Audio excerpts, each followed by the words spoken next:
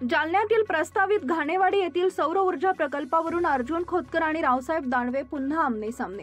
सौर ऊर्जा प्रकल्पाच्या श्रेयवादावरून खोतकर आणि दानवेंमध्ये झुंपली।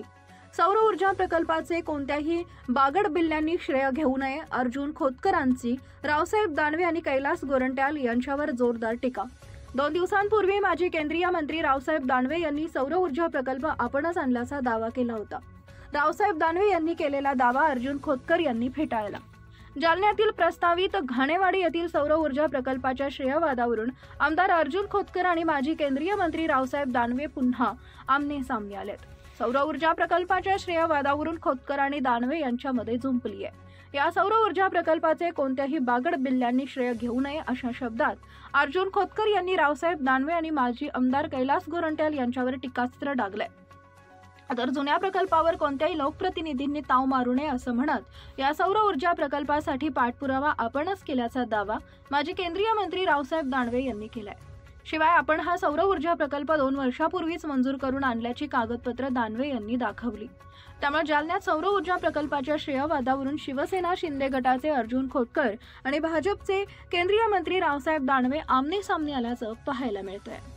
तुम्ही सौर ऊर्जा प्रकल्प जो घाणेवाडीला मंजूर करून आणलेला आहे, सौर ऊर्जा प्रकल्प जो आहे तो मंजूर झाला, त्यावरून आता दावे प्रस्तावित केले जातात। सगळे म्हणतात की हा प्रकल्प आम्ही रावसाहेब दानवे सुद्धा म्हणले की याची मी पाठपुरावा केला त्या प्रकल्पाचा। त्यांनी पाठपुरावा कोणत्या योजनेमध्ये केला, त्यांनी नगर उत्थानामधून पाठपुरावा केला, मी कोणत्या योजनेमध्ये पैसे आणले याची माहिती त्यांनी घ्यायला पाहिजे। मी त्यांना बोललो तुम्हाला माहिती आहे का कोणत्या प्रकल्पामध्ये पैसे आले, हे कोणत्या योजनेकडे पैसे आले। मी हे अमान्य करत नाही की त्यांनी सुद्धा माग सुरुवातीला प्रयत्न केला असेल, पण आता ज्यांनी आणलं आम्ही म्हणलो ट्रायपोर्ट आम्ही आणलं, ज्याने आणलं त्याला म्हणायला पाहिजे ना, तेवढं मोठं पण नाही काही लोकांचं।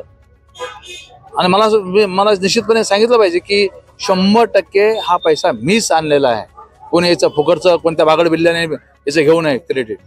हो, तुम्ही पत्रकार परिषद घेऊन त्या दिवशी माहिती दिली आणि त्यानंतरच त्यांनी ते सगळा दावा केला। पण 2 वर्षापासून ते सर्व दावे खोट झुटे, त्यांचे खोटा श्रेय घ्यायचा प्रयत्न करायला लागले सर्व लोक।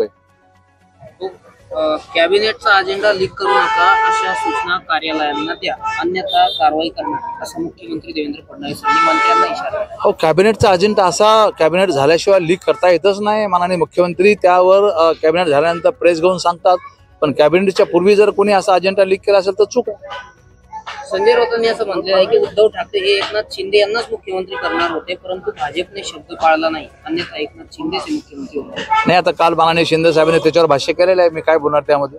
हो, कुठेतरी राज्यामध्ये मुख्यमंत्री आणि एकनाथ शिंदे यांच्यामध्ये कोल्डवार सुरू असली चर्चा आहे। इकडे मुख्यमंत्री नाही, ते बाहेर प्रेसवाल्याला वाटतं असं काही नाही, दोघंही एक आहेत। उद्धव ठाकरे मुख्यमंत्री असताना मंत्रिमंडळाचा अजेंडा लीक होत होता, आज तेच लोक फडणवीसांच्या मंत्रिमंडळात आहेत। फडणवीसांनंतर आता राऊतांचा रोख कुणाकडे आहे? नाही, मला नाही माहिती काय कोणाला उद्देशून बोलले ते, परंतु असं काही होत नाही। माझ्या माहितीप्रमाणे असं काही कोणी लीक करत नाही। ओके।